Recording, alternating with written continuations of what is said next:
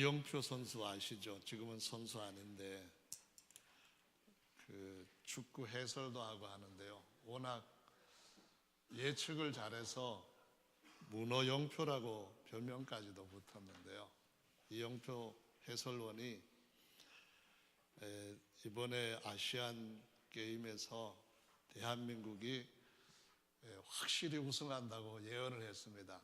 그 예언이 이루어질지 안 이루어질지 한번 여러분 볼 것도 없습니다.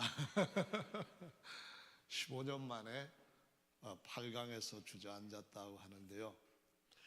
그 손흥민 선수가 잘하는 건지 아니면은 그 유럽 그 리그 선수들이 잘하는 건지 잘 모르겠어요. 제가 금요일 날 마지막 금요일이라서 마침 두 여인들은 일찍 자고 볼륨을 최대한 낮추고 아들과 함께 두 남자들은 서서 열심히 봤는데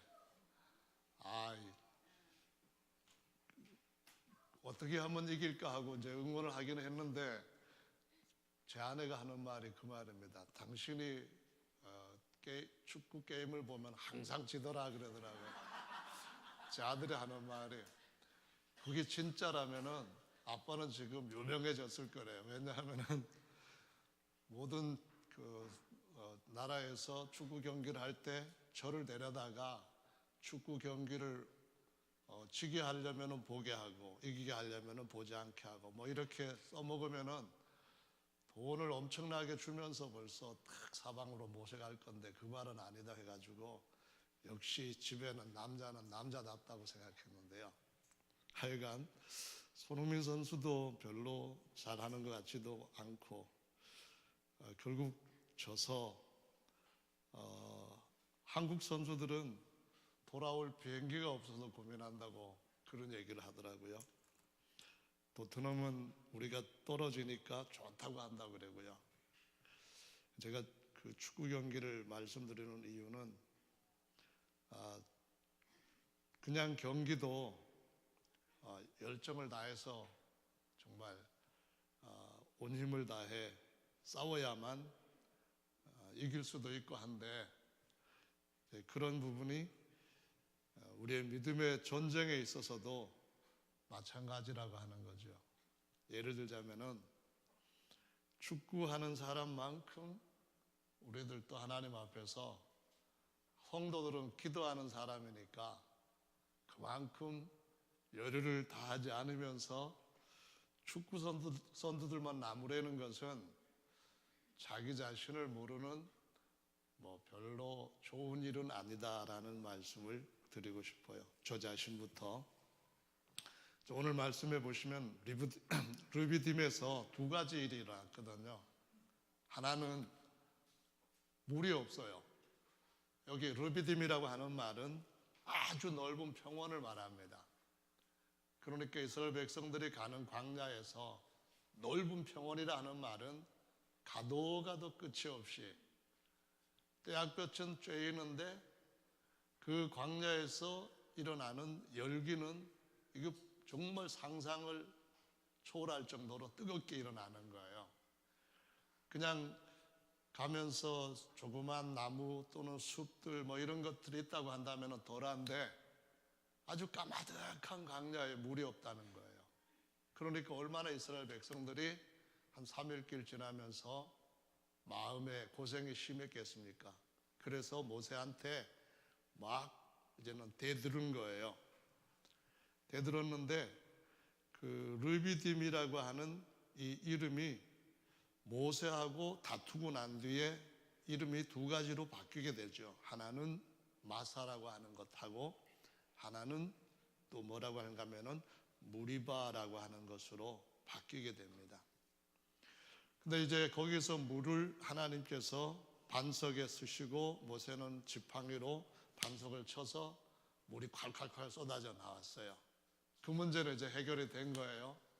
그런데 갑자기 어디서 나타났는지 아말렉 족속이 들어닥치면서 이스라엘 백성들한테 이제 엄청난 위협을 가하는 거예요. 그럼 물이 없어 서서히 목말라 죽어가는 것과 상황이 전혀 다른 거예요. 무서운 전쟁이 일어난 거죠. 칼, 창, 그리고 온갖 공격용 무기 같은 것들이 평야에 쫙 깔려있는 이스라엘 백성들한테 공격을 하는 거예요. 이스라엘 백성들은 애굽에서 나온 지 얼마 안 됐거든요. 애굽에 있는 동안에는 전부 다 부역 같은 것이라든가 양치는 거 이런 정도밖에는 몰라요.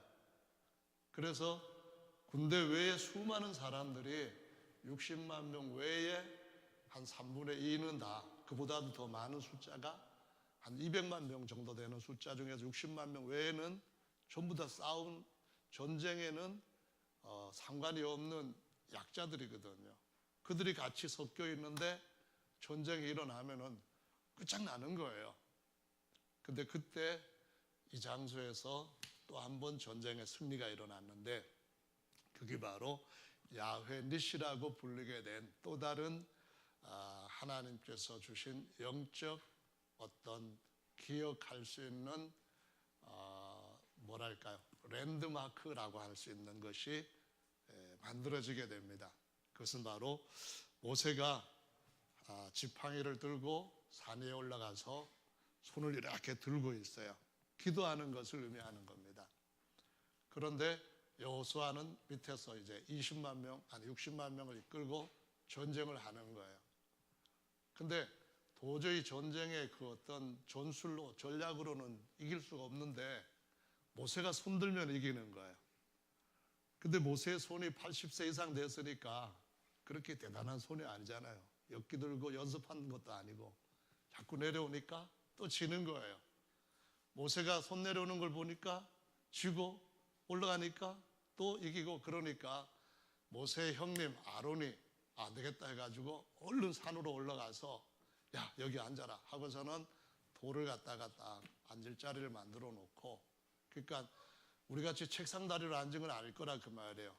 이제 돌 의자 같이 만들어 놓고 그 다음에 옆에서 아론 형님하고 훌하고 양쪽에서 서서 손을 이렇게 잡고 있는 거예요.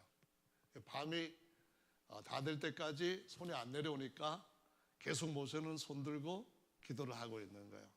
근데 훌은 전해지는 전승에 의하면은 미리암, 모세의 누나의 남편이래요. 모세의 남편, 아니 모세 누나의 남편하고 형님하고 같이 손을 붙들어 주고 해서 전쟁에서 이겼는데 니시라고 하는 말은 깃발이라고 하는 뜻이에요. 깃발이라고 하는 말은 이스라엘 백성들이 전쟁을 할 때 양편에서 여기는 누구의 진영이다 해가지고 깃발을 세우잖아요. 그런데 만약에 한쪽이 지게 되면은 깃발이 꺾이고 불에 타고 짓밟히고 그러는 거예요. 근데 깃발이 어떤 봉우리에 계속 이렇게 세워져서 휘날리고 있으면은 여기는 우리가 안전하게 지키고 있다. 그러한 사인을 주는 거예요. 그래서 야훼 니시라는 말은 하나님께서 승리의 기회를 계속 세워놓고 이기게 하시고 안전하게 하신다. 그런 의미를 갖고 있는데 이것과 무엇이 연관되어 있는가 하면은 모세의 손드는 것과 연관이 되어 있다라고 말씀을 하십니다. 그래서 여기에서 배울 수 있는 두 가지 것이 있어요. 르비딤에서 일어났던 두 가지 사건인데 하나는 물이 없다고 하는 거예요. 그래서 하나님 앞에 구하였더니 반석에서 물이 나왔다 하는 것하고요. 두 번째 사건은 전쟁에서 이겨야 되는데 이 아말렉 족속이 먼저 전쟁을 하러 왔다는 거예요. 이 아말렉이라고 하는 말의 뜻은 호전적인이라는 뜻을 갖고 있어서 전쟁을 좋아하는 아주 전쟁에 능한 이런 자들이에요. 근데 누구랑 이게 다툼이 일어날 정도로 전쟁을 잘하느냐 하면은 오늘 말씀해 보면은 이 무리바를 하나님께서 그렇게 이름을 붙이게 된 이유를 이스라엘 자손이 다투었고 또 야훼 하나님을 시험하였기 때문에 그래서 그것을 나사와 무리바라고 이름을 붙이게 했다. 아니 마사와 무리바로 이름을 붙이게 했다라고 기록하고 있거든요. 그러면은 여기에서 누구랑 다투었는가 하는 것을 우리가 눈을 떠서 잘 볼 필요가 있어요. 똑같은 사건이 민수기 20장에 보면은 또 일어나거든요. 거기도 보면은 다투었으므로 이를 무리바의 돌이라 이렇게 무리바의 물이라 이렇게 칭하게 되는데요. 민수기 20장에 보면은 또 물이 없으니까 모세와 아론을 막 공박을 한 거예요. 그래서 하나님께서 모세한테 반석에게 명령을 내려가지고 물이 나게 해라 그랬는데 모세가 지금까지 너무 이스라엘 백성들이 하나님을 시험하고 또 자신과 아론 하나님의 말씀을 받아서 아론에게 주면 아론이 대언을 하는데 이 두 사람을 계속 공격을 하니까 화가 난 거예요. 너무나 모세는 온유한 사람인데 지상에서 모든 사람보다도 온유함이 뛰어난 사람인데 화가 나니까 하나님이 명하여서 물을 내라고 하면은 물이 나올 것이라고 하셨는데 명하지 않고 전에 출애굽기 17장에 오늘 본 말씀에 있던 것처럼 지팡이를 들고 우리가 반석에서 물을 내랴 하면서 쾅쾅 쳤대요. 화나가지고. 그래서 이 사건 때문에 모세는 가나안 땅에 들어가지 못하고 멀리서 바라보고만 있었는데 여기에서도 무리바라고 하면서 뭐라고 했는가 하면은 이스라엘 백성들이 야훼와 다투었으므로 이를 무리바 무리라 하니라 라고 말씀하셔요. 다퉜다는 말은 하나님하고 싸웠다 그 말이에요. 누가 싸웠냐 하면은 아말렉이 하나님과 싸운 게 아니라 이스라엘과 아말렉이 싸우는데 이스라엘 백성들은 정작 누구와 싸웠다고요? 하나님과 싸웠다 그런 말씀을 하고 있어요. 그것이 무리바에서 같이 일어난 거예요. 르비딤에서 같이 일어났다는 말씀이에요. 그리고 마사라고 하는 말은 시험하였다고 하는데 시편의 말씀에 보면은 여러 구절에서 이스라엘 백성들이 하나님을 시험을 했다고 해요. 시험을 했다는 말은 이런 의미예요. 하나님께서 정말 우리 가운데 계실까? 안 계실 것 같아. 한번 계시나 안 계시나 알아볼까? 이런 식이에요. 하나님께서 광야에서 정말 우리한테 먹을 거 주실 수 있을까? 능력이 그만한 신이 돼? 아니 하나님이 그런 것도 할 수 있어? 이런 식으로 해가지고 아닌 것 같은데 하면서 한번 그럴 수 있느냐 시험해보자. 이렇게 시험을 계속했다는 거예요. 전쟁이 있을 때, 먹을 것이 없을 때, 물이 없을 때 온갖 문제들이 일어날 때마다 이스라엘 백성들이 계속해서 하나님을 시험하였다라고 말씀을 하고 있어요. 근데 하나님은 시험할 만한 그런 분이 아닌 줄로 믿으시기 바랍니다. 성경의 말씀에 보면은 하나님께서 모세에게 바로가 어떻게 할 건지를 미리 알려주셔요. 그러면서 모세에게 내가 더 큰 능력을 나타내려고 하는 것이니까 바로가 계속 나한테 대항할 때에 너희에게 대항할 때에 전혀 흔들리지 말고 계속 나만 믿고 따라오라는 거예요.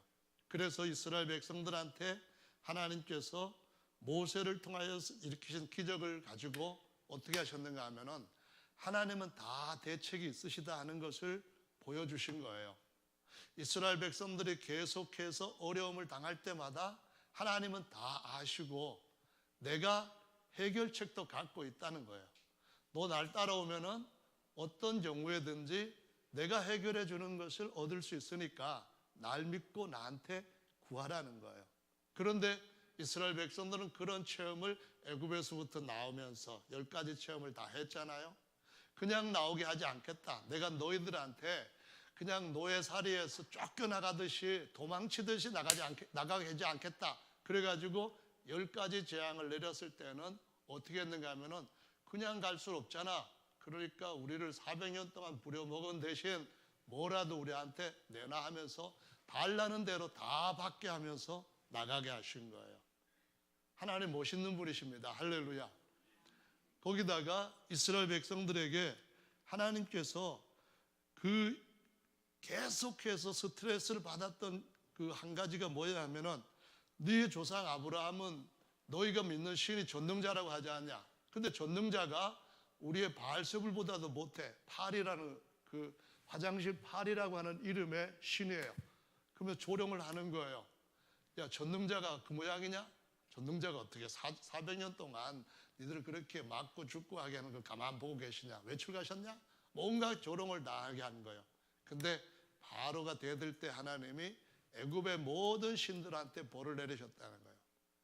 아주 완벽하게 이스라엘 백성들의 명예를 회복시켜 주시면서 나오시는 거예요. 앞에 홍해가 딱 가로막고 있었을 때도 하나님은 대책 있게 그곳을 인도하신 거예요. 아멘. 그 뒤에 일이 하나님한테 답이 있다 생각하면 우리는 하나님과 다투질 않을 수 있어요.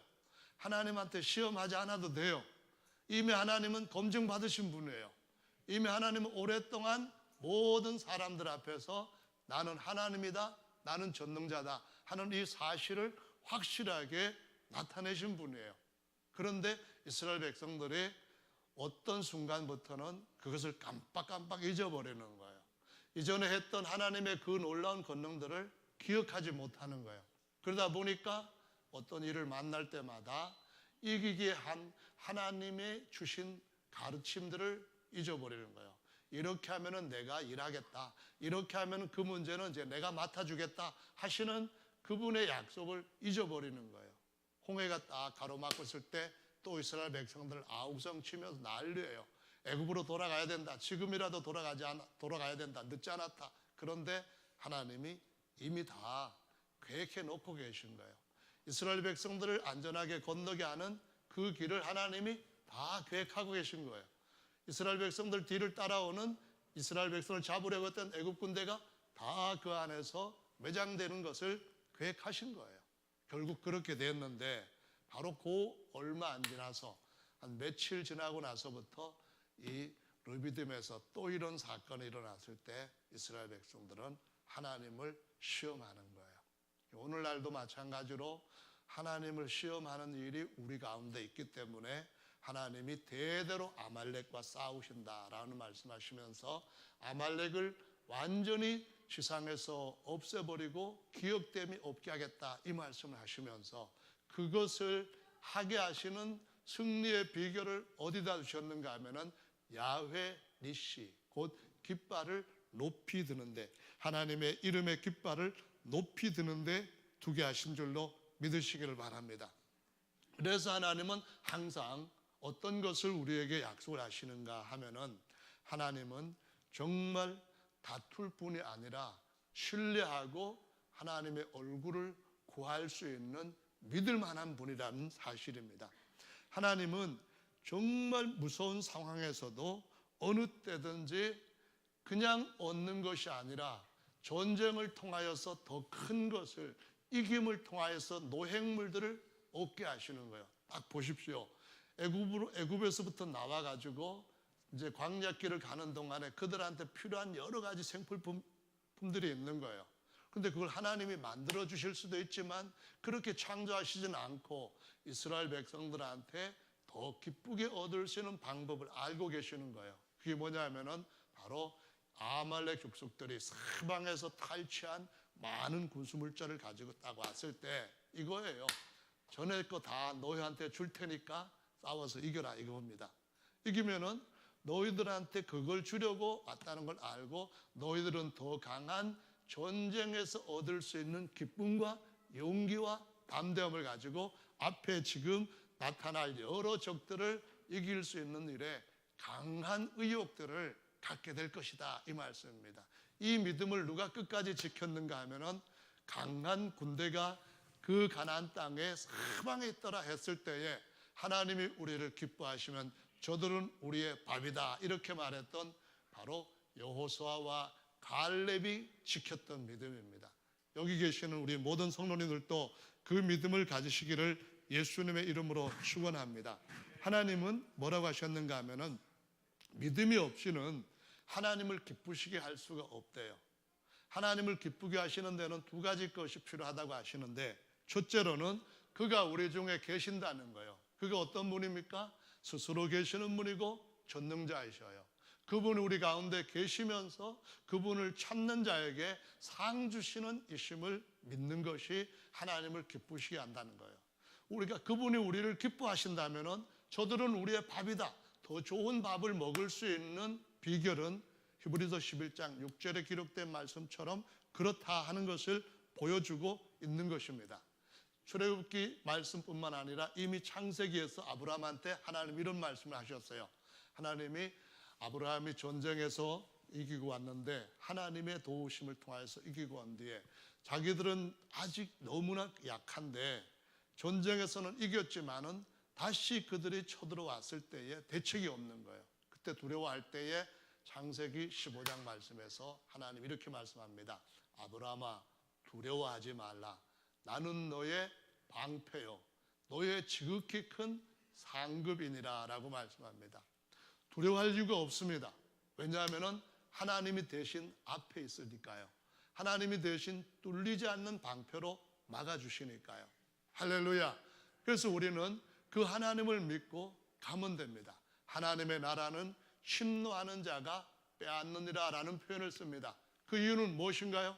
하나님께서는 우리에게 얼굴을 구하고 야훼 니시로 아말렉과 싸워서 승리하게 하시는 그 길을 계속해서 인도해 가시는데 지금도 그렇게 인도해 가시기 때문에 대대로 아말렉과 야훼께서 싸우시리라 라고 말씀하시는 것입니다. 할렐루야. 성도 여러분, 우리가 하나님과 싸울 수가 있어요.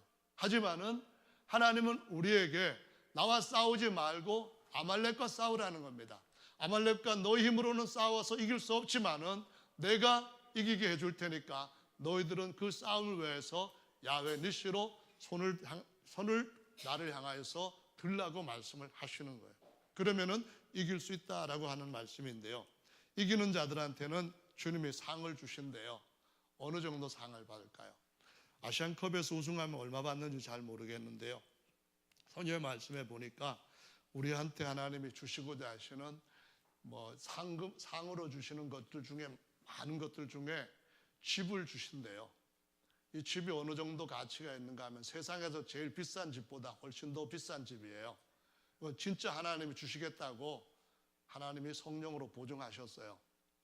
어느 정도 비쌀까 보면은 세상에서 제일 비싼 집은 아마 2018년도 17년도에 2014년도에 제일 비싼 집은 버킹엄 궁이래요. 영국에. 근데 이게 집이 가치가 얼마인가 하면은 1조 7천억 원대인데요. 2018년도에는 인도의 무케시 암바디라고 하는 사람이 1조 7천억짜리 집을 가지고 있는데 참 대단해요. 이런 사람들은 세상 늙어가는 게 얼마나 참 견디기 어려운 고통일까 싶은데요. 근데 2조 3조 그걸로도 못 사는 집을 이기는 자들한테 여러 가지 상 주시는 중에 주실 줄로 믿으시기 바랍니다. 순례의 길은 그냥 어정어정 가는 길은 아니에요. 반드시 아말렉이 나오고 반드시 주님 앞에서 물을 공급받아야 되는 성령으로 공급받으면 반드시 이길 수 있는데 그게 안 될 때에 싸움에서 지속적으로 밀릴 수 있는데 손 들고 주님을 찾으면은 다시 반전이 일어나는 이런 전투하는 그 60만 대군들이 앞서가는 길인 줄로 믿으시기를 바랍니다.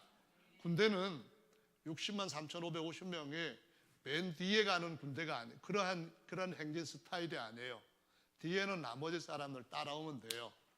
맨 앞에 싸움하는 이 군사들이 가면서 싸우는 방법은 여호수아가 나가서 싸우니까 나머지 그 모세와 아론과 훌은 손들고 하나님의 도우심을 지속적으로 공급받으면 된다는 거예요. 지속적으로 하나님께서 그 모든 전쟁에 필요한 것들을 지원해 주시는 그 행진만 이어가면은 승리할 수 있다라고 말씀하시는 거죠. 이번에 그 축구하는 거를 여러분들도 보셨는지 모르겠어요. 어떻게 생각하시는지 저도 조금 궁금하기도 한데요. 이 한국 선수들이 축구하는 걸 보니까 점유율은 굉장히 상대 선수들보다 높대요. 근데 이 점유율이 의미가 있으려면은 상대 진영에서 공을 많이 잡고 있어야 된다고 저는 생각해요. 그냥 우리 스타일을 보니까 공을 잡았다가 키퍼한테 보내요. 그럼 키퍼가 이쪽 선수한테 보냈다가 다시 또 뭐 어떻게 하다 보면은 이쪽 편한테로 우리 키퍼한테로 또 보내요. 그래서 점유율이 자기 진영에서 골문 앞에서 주고받고 하는 것을 오래 잡고 있으면은 그러면 이길 가능성이 없다는 거예요. 상대 진영에서 점유율을 높이고 슈팅을 해야만 점수가 나오고 그래야 이기는 거 아니겠어요? 어떤 경기든지 간에 방어만 잘해가지고는 소득이 없어요. 한국이 지금까지 8강에 올라오는 동안에 5경기를 했는데 6점을 먹었대. 6점을 이렇게 땄대요. 그러니까는 6골을 넣었다 그 말이죠. 그러면은 한 게임당 1개 정도 넣고 하나 더 넣은 정도로 아주 성공률이 적어요. 카타르한테 아마 유효 슈팅은 2개를 쐈는데 상대편은 유효 슈팅 우리보다 훨씬 더 많아요. 우리가 2개를 다 유효 슈팅을 골인으로 했다 해도 2대1 정도 되는데 다 그냥 막혀버렸으니까 결국은 0대1로 패하면서 왜 우리가 패했지? 그렇게 나왔다고 이제 경향신문에서는 정신 차리고 나니까 벌써 1대0으로 졌더라 이렇게 나오는데요.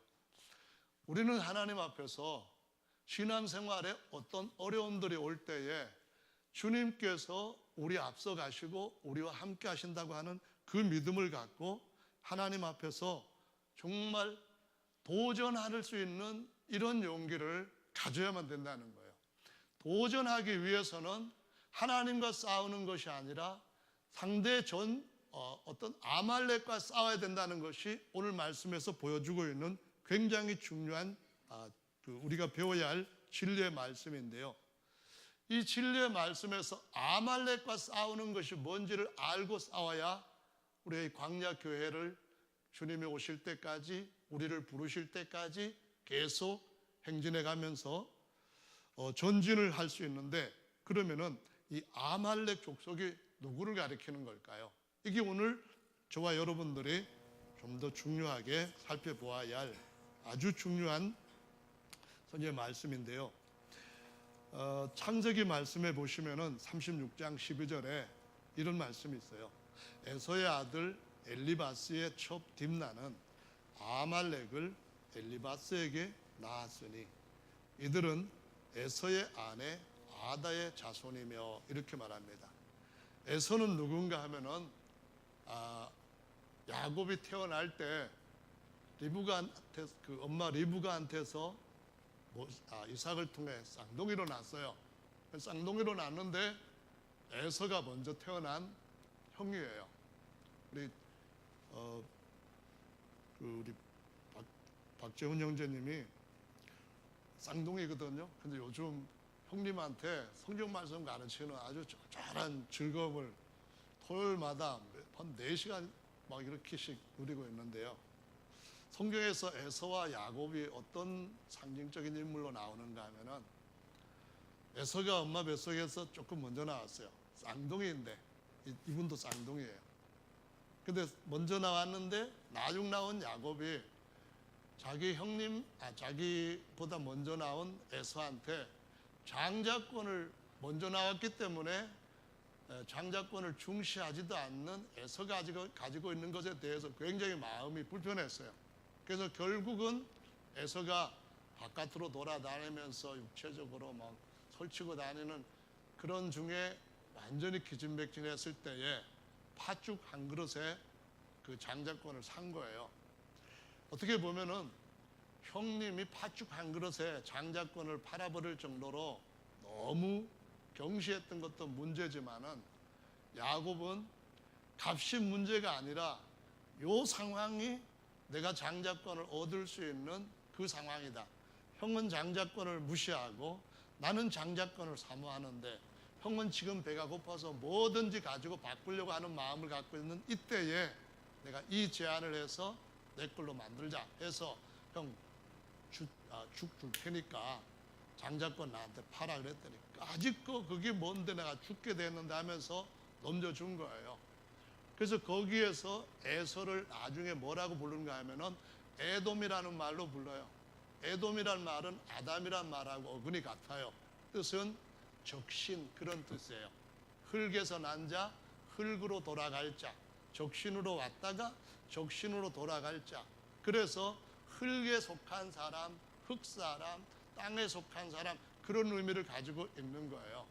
거기에서 바로 에서의 후손으로서 아말렉이 났는데 이 사람이 에서를 닮아가지고 굉장히 호전적인 사람인 거예요. 그래서 아말렉의 후손들이 보니까 사방 쓸고 다니다가 이제 자기 동생의 후손들이 약속의 땅으로 들어가는데 400년 종살이 하는 동안에 나왔으면은 적어도 멀리는 사람도 아니니까 가까운 인척 관계니까 야 너희들 가는 동안에 어느 기간까지라도 어느 정도까지라도 우리가 보호해 주겠다 이렇게 나왔으면 좋은데 쌈질하기를 좋아하고 탈취하기를 좋아하는 이 인간들이 이스라엘의 후손 야곱의 후손들을 지금 싹 없애버리고 다 뺏으려고 한 거예요. 그래서 이 에서의 후손이 나중에 어떤 일들을 계속 하게 되는가 하면은 정말 성경에서 중요한 의미들을 사건들로 보여줘요. 그게 뭐냐면은 두 번째 의미 있는 일이 이스라엘 백성들이 가나안 땅에 들어가서 이제 나라를 정확하게 세우고 왕을 세웠어요. 그 왕을 처음에는 육신에 속한 사람을 상징하는 사울을 세우는 거예요. 근데 하나님이 사울한테 뭐라고 말씀하시는가 하면은 사울아 내가 아말렉을 기억하고 있다. 그들이 내 백성들의 애굽에서부터 나올 때에 앞에서 가로막고 진멸하려고 했다. 그러니까 너는 가서 아말렉을 진멸하라. 내가 그것을 대대로 싸우겠다고 하는 말씀 이어진다. 아주 전쟁에 나가게 하셨어요. 근데 어떻게 했어요? 사울이 가갖고 전쟁을 했는데 이겼을까요? 졌을까요? 성경 보면 답 나오죠. 이겼어요. 그럼 어떻게 했는가요? 진멸하라고 했는데 왕 아각과 그리고 좋은 것들을 다 그냥 진멸하지 않고 가지고 온 거예요. 사무엘이 딱 진영에 들어가는데 사방에서 뭐 짐승 소리가 나는 거예요. 매 하고 막 이렇게 소리가 확 날보고 아니 이 짐승 떼 소리는 뭔가 하고 왕한테 물어보니까 사울이 이렇게 대답하는 거예요. 아 선지자님 제가 전쟁에서 이기고 왔습니다. 하나님이 전쟁에서 이기라고 한 대로 용감하게 싸워서 이겼습니다. 그리고 하나님 앞에 감사하는 마음으로 제사 드리려고 좋은 것들은 다 제물용으로 가지고 왔습니다. 그런 거예요. 근데 사실은 그게 아닌 거였어요. 탐욕으로 하나님이 그거 다 받으신다고 다 드리려고 했던 건 전혀 아니고 한 두어 마리 제사 드리고 난 뒤에 나머지 떼거리들은 자기들이 취하기 위해 가지고 핑계 삼아 그렇게 얘기를 한 거예요. 그래서 하나님이 뭐라고 하셨는가 하면은 하나님께서 제사를 받으시는 것보다도 순종하는 것을 더 원하신다 하면서 계속 하나님 앞에 그런 강팍함을 갖고 있고 하나님 앞에 거역하는 것은 그 가짜 신들한테 절하고 우상 숭배하는 것과 같다 하시면서 책망을 하고 아각을 거기서부터 사무엘이 제거를 해버리는 것이 나오거든요. 그러면 왜 사무엘이 하나님의 명령을 다 순종하지 않고 그렇게 했을까요? 사울이 왜 하나님의 말씀을 다 순종하지 않고 남겼을까요? 그것은 자기의 육신의 마음이 그걸 하질 못한 거예요. 성경에서 말하는 에서와 야곱은 하나는 겉의 사람과 하나는 속 사람에 대한 비유로 나오는 거예요. 하나님이 뱃속에서부터 나중 나온 사람이 먼저 나온 사람들을 다 다스리고 끌어가야 된다고 말씀하셔요. 그 말은 우리의 삶 속에서 하나님이 먼저 우리가 태어날 때에 육신적인 아들로 태어나요. 육신적인 자녀로 태어나요. 그런데 하나님의 교회에서는 영으로 새롭게 태어나는데 두 번째 나는 에서 다음에 야곱과 같다고 말씀을 하시는 거예요. 그래서 야곱이라고 하는 사람이 주도하는 삶을 살아야 되는데 이걸 주도하지 못하도록 에서는 워낙 강하고 호전적이기 때문에 호락호락하게 따르질 않는다는 거예요. 그래서 어떻게 이겨야 되느냐 하면은 하나님 앞에 깃발 들고 이기지 않으면은 이 게임은 보나마나 질 수밖에 없는 게임이다 하는 것을 보여주시고 있습니다. 성도 여러분, 저와 여러분들의 신앙생활에서 왜 자꾸 뒤로 밀리고 어떤 때는 폐잔병처럼 이것저것 너도 터지고 당하느냐 하면은, 거기에는 하나님이 주신 전쟁의 비사에서 나오는 비결이 있는데, 이 전술에 대해서 우리가 신뢰하지 않기 때문에 그런 거예요. 우리가 하나님 앞에서 하나님께서 우리 속에 무엇인가 말씀하시는 음성에 대해서 귀를 열지 않고 육신적으로 반응을 하기 때문에 그런 거예요. 시험하면서 하나님과 다투는 일들을 우리의 겉사람이 끊임없이 해오기 때문에 하나님은 아예 우리 육신의 겉사람의 생각이 완전히 하나님 앞에 굴복되고 완전히 새로운 형상, 하늘에 속한 형상으로 변화될 때까지 하나님은 계속해서 싸우라고 말씀하시는 거예요. 어떻게 싸워야 되죠?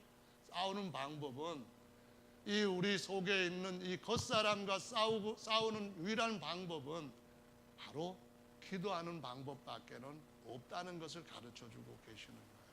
저와 여러분들의 기도하는 삶을 살지 못하도록 사탄 마귀는 계속 우리를 이렇게 홀리고 여러 가지 일로 분주하게 하고 그 삶이 흐트러지게끔 하는 일을 한다는 것을 저와 여러분들이 아신다면은, 그러면은 전쟁에서 이길 수가 있어요. 하지만은 그것이 되지 않을 때에 왜 내가 하나님 말씀 따라 사는 것이 힘들게 느껴지지? 왜 내가 주님 안에서 말씀을 따라 사는데 기쁨이 없지? 이 마음이 들 때에 체크를 해야 되는 거예요. 나 정말 지금 손 들고 있는가? 아니면 다 내리고 있는가? 나 지금 손 들고 있는가? 아니면 손 들고 내려진 것뿐만 아니라 그냥 이러고 있는가? 이걸 보시면 되는 거예요. 이게 떨어지면은 전쟁은 틀림없이 질 수밖에 없다는 것을 기억하시기 바랍니다. 저와 여러분들은 그것을 꼭 기억해야 되는 줄로 믿으시기 바랍니다. 성경은 하나님을 믿는 사람들을 뭐라고 말하는가 하면은 주의 이름을 부르는 자, 이렇게 말씀하셔요.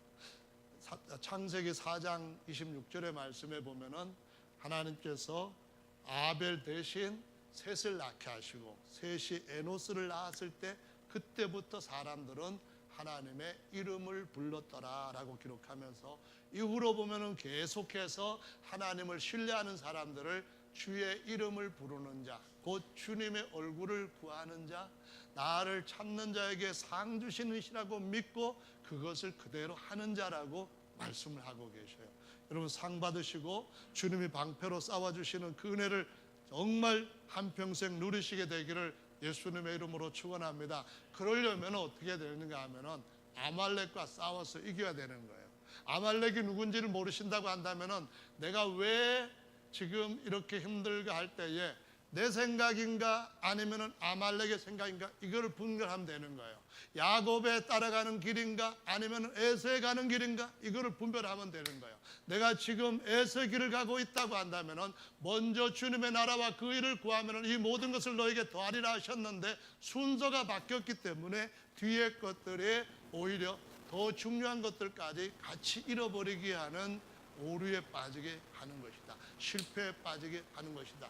패전하게 하는 것이다 라는 것을 기억하시고 하나님 앞에서 이 사울 때도 실패를 했는데 이제 우리도 다시 실패하면은 안 되지, 이런 믿음을 가지고 에서의 후손들을 쫓아야 하는, 아말렉에게 패전하는 그런 일이 우리 생활 가운데 없도록 믿음으로 승리하시는 우리 모두가 되시기를 예수님의 이름으로 축원합니다. 한번 봅시다. 신약에 와서 에돔 사람이 하나, 유명한 사람이 등장을 한단 말입니다. 누군지 아세요? 에돔. 누구죠?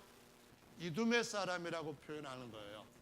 헬라어로 말하면은 이두메 사람이라 하는데 바로 이스라엘을 지배하는 로마와 친화정책이보다 친해져 가지고 팔레스타인의 왕으로 임명을 받았던 헤롯 왕이 에돔 사람이라, 에돔 후손이라는 거예요.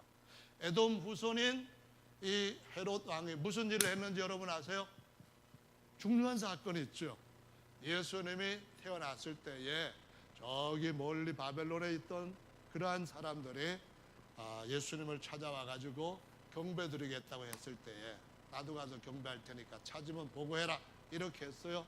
근데 경배하려고 하는 것이 아니라 죽이려고 했던 거예요. 꿈을 받고 이 동방 박사들은 자기 집으로 고향으로 돌아갔어요.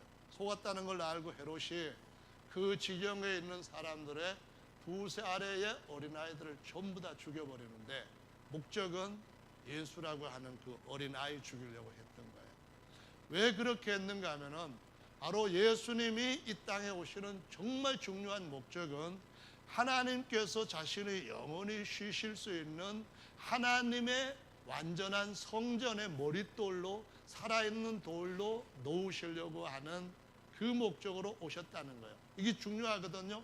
왜 중요하냐 하면은 성경의 말씀에 보면은 헤롯은 사람들한테 이 성전에 그러한 그 머릿돌로 예수님이 놓이지 못하도록 죽이는 일을 하는 반면에 그 이전부터 어떤 일을 했는가 하면은 적어도 예수님이 태어나기 한 16년 전부터 이 작업을 했어요.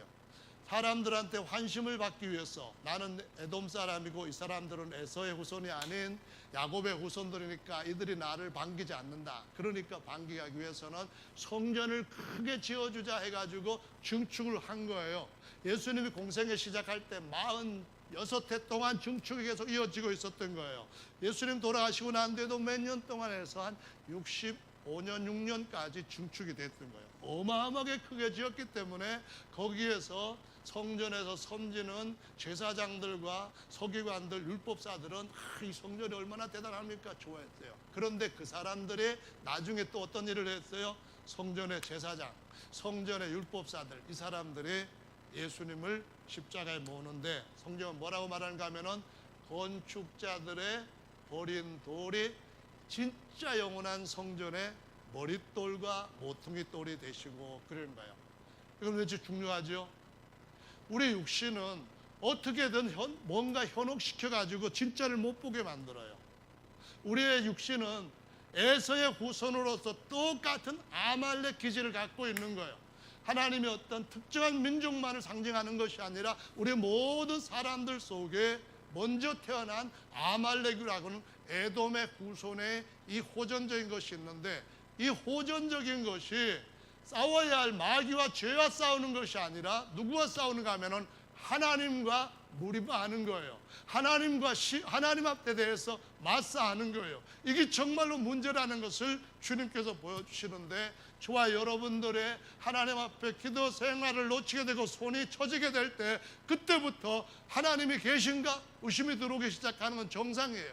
좋은 정상이 아니라 당연한 것이다 그런 말씀이에요. 하나님께서 어떤 일을 하시려고 우리 앞에 나는 방패고 큰 상급이니까 싸워라 할 때에 하나님 앞에 우리는 하나님 그게 뭡니까? 우리를 왜 죽이려고 여기까지 끌고 왔습니까? 차라리 애굽에서 살았다면 좋았을 텐데 왜 내가 여기까지 예수님 믿고 왔는데 이런 어려움을 내 앞에 놓으십니까? 하면서 하나님과 다투는 무리바가 되는 거예요. 그런데 우리가 깨어서 주님 앞에 기도하면은 주님이 우리를 여호수아와 갈렙처럼 강하게 하시고 지극히 큰 상급들과 탈취물들을 나누게 해주시는 줄로 믿으시기 바랍니다. 정말 이스라엘 역사는 그런 거예요. 성경 역사는 그런 거예요. 그 역사에 우리들도 같이 따라서 그 법칙을 따라 살면은 승리할 수 있는 줄로 믿으시기 바랍니다. 하나님이 머릿돌로 놓으신 맏아들로 머릿돌을 놓으신 성전은 하늘의 영원한 성전이거든요. 그 성전이 처음에 예수님 공생에 시작하실 때에 예수님이 가서 청소를 하시는데 뭐라고 하는가 하면은 내 아버지 집은 기도하는 집이라고 했는데 장사꾼의 그런 마켓으로 만들어버렸다 이렇게 말씀하셔요. 그리고 3년 반 지나면서 말씀을 많이 가르치고 기적을 많이 행하시고 이제 마지막으로 다시 한번 성전 청소를 하실 때에 뭐라고 하시는가 하면은 내 아버지 집은 만민이 기도하는 집이라고 했는데 너희들은 강도의 구렬로 만들었다 하시면서 이거 다 무너질 것이다 이 말씀을 하셔요. 성도 여러분, 우리가 우리 땅에 사는 동안에 우리의 육신의 아말렉 그 에서의 후손의 호전적인 하나님과 다투고자 하는 이런 성향이 있는 것들을 제발 좀 이해를 하고 조금씩이라도 힘들더라도 손 내려오지 않도록, 내려오면 다시 어떤 방법으로든지 끌어올릴 수 있도록 우리의 마음과 생각이 하나님과 싸우지 않고 하나님을 시험하지 않고 하나님을 신뢰하고 하나님께서 우리 대신 싸워주실 수 있도록 손드는 그런 일을 끝까지 잘하시는 위대한 승리자들이 다 되시기를 예수님의 이름으로 축원합니다. 아멘. 자기 진영에서 그냥 공만 이렇게 돌리면은 그러면 점수가 안 나잖아요. 주님은 우리에게 앞에 있는 적들과 싸워서 더 큰 것을 얻게 하시는 줄로 믿으시기 바랍니다. 아멘. 우리가 믿음만 점유를 많이 하고 있다고 하는 것이 중요한 것이 아니라는 거죠. 믿음 안에는 주님이 뭐라는 거예요? 주님을 찾는 자들과 찾을 때 주께서 방패가 되시며 지극히 큰 상급이 되신다고 하는 것을 믿고 나아갈 때에 승리의 믿음의 기쁨을 더 크게 누리게 되는 줄로 믿으시고 체험하시기를 예수님의 이름으로 축원합니다. 할렐루야. 아멘. 아멘. 정말 그 말씀 중에 우리가 어떤 것을 기억하기에 딱 맞는 말씀이 있는가 하면요, 이사야 62장 말씀에서 보시면은 너희로 하나님 앞에 기억하게 하시는 자들아 하시면서 너희를 내가 성루의 파수대의 파수꾼으로 세우고 종일 종야에 잠잠치 않게 하셨느니라, 이 말씀을 하시면서 너희로 야훼로 하여금 쉬지 못하시게 하라, 이 말씀을 하셔요. 쉬지 못하시게 하라, 이 말씀은 언젠가는 쉬셔야 되는데 지금 쉴 때도 아니신데 하나님이 쉬시면 안 된다는 거예요. 그게 무슨 말이냐면은 내가 시행할 건데, 내가 시행하려고 하는데 나로 하여금 시행할 수 있도록 모세처럼 손드는 사람이 누구냐 찾고 계신다, 그 말씀이에요. 하나님께서 어느 때인가 쉬시는데 어느 때 쉬시는가 하면은 하나님이 우리의 몸을 영화롭게 바꾸어 놓으시고 영원히 우리가 하나님의 성전으로 세워질 때에 그 안에서 하나님이 영원히 쉬신다고 말씀하셨어요. 그때까지는 우리가 하나님을 쉬지 못하시게 해야 되는데 뭘 해야 된다고요? 집에서도 기도하는 생활을 절대로 놓지 않고 빼앗기지 않는 그러한 성도들이 되시기를 바랍니다. 2019년도는 그것이 마지막에 뭐랄까요, 한 해를 마무리하면서 이긴 것인가 진 것인가를 이미 알게 해주는 예측점이 될 거예요. 그래서 한 해 동안 여러분 주님 앞에서 더 열심히 기도하시면은 주님이 아무것도 염려하지 말고 오직 기도와 간구로 하나님 앞에 아뢰라 하는 말씀하셨는데요. 이 기도하고 간구할 수 있는 마음을 가지려면 예수님처럼 내 생각대로 마시고 아버지의 뜻대로 되기를 원합니다. 내 영은 소원이지만은 마음이, 이 말이 육체가 약하여서 그 일을 하지 않으려고 자꾸 한다는 건데요. 로마서 말씀 한 군데를 보시면서 오전 말씀을 마무리하겠습니다. 로마서 8장 말씀인데요. 로마서 8장 보시면은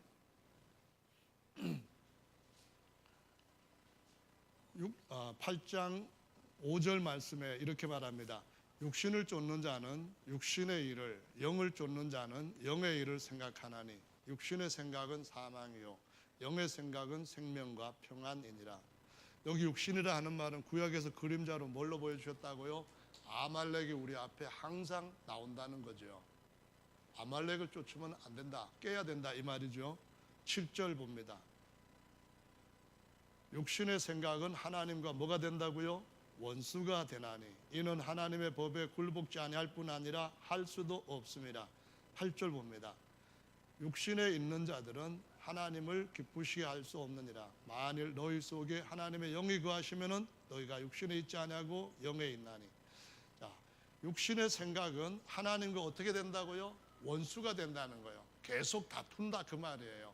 무리바가 되고 맞사가 된다, 그런 말이에요. 그러니까 우리 속에 어떤 생각을 자꾸 붙들어야 될까요? 영의 생각을 붙드는 사람, 영의 원함을 쫓는 사람, 이런 사람이 바로 영적인 영원한 승리의 비결을 가지고 있는 자들인 줄로 믿습니다.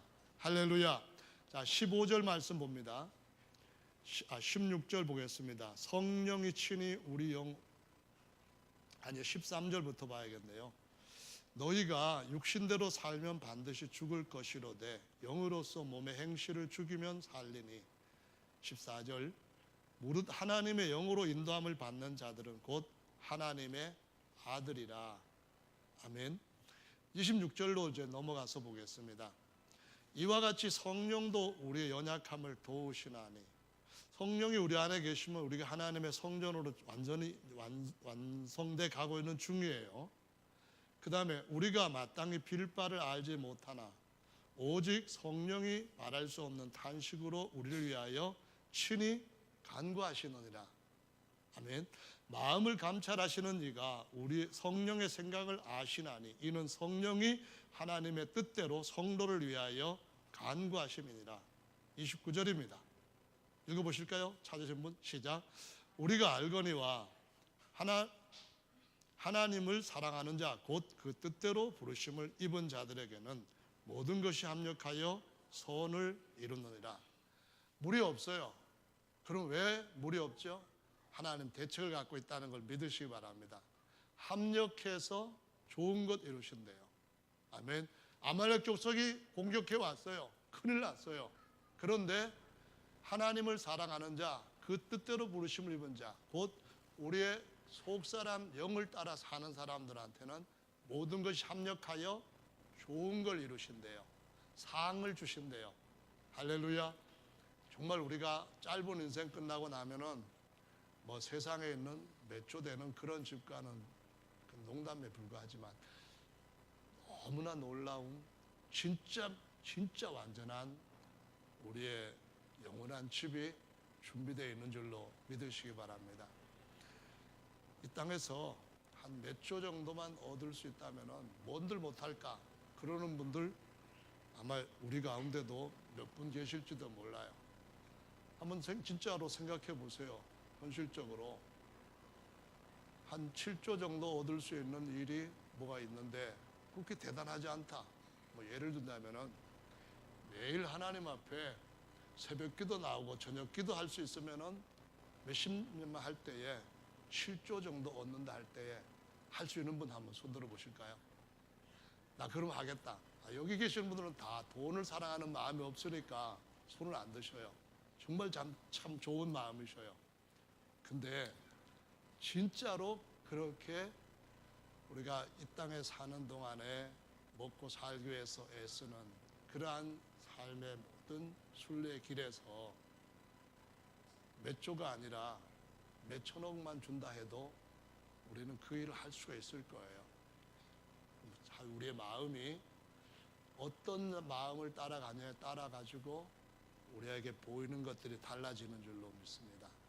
하나님을 시험하지 마시고 하나님을 사랑하고 신뢰하라고 말씀하셔요. 하나님과 다투지 마시고 우리 육체, 우리 겉사람과 싸워서 지배하라고 말씀하셔요. 저와 여러분들이 겉사람을 이기고 영의 사람으로 날마다 승리한다면 상상할 수 없는 영원한 미래가 우리에게 반드시 찾아오게 될 줄로 믿습니다. 여러분은 국가대표 선수예요. 여러분은 하나님 나라의 최고의 선수예요. 그러니까 그 벤투호처럼 벤투호의 전술이 뭐냐 하면은 백투 전술이라고 하는데요. 그냥 뒤로만 빼는 게 아니라 앞으로 계속해서 전진하는 저와 여러분들 되시기를 예수님의 이름으로 축원합니다. 야훼 니시입니다. 할렐루야. 다 같이 기도하는 시간 잠깐 동안 함께 갖도록 하겠습니다.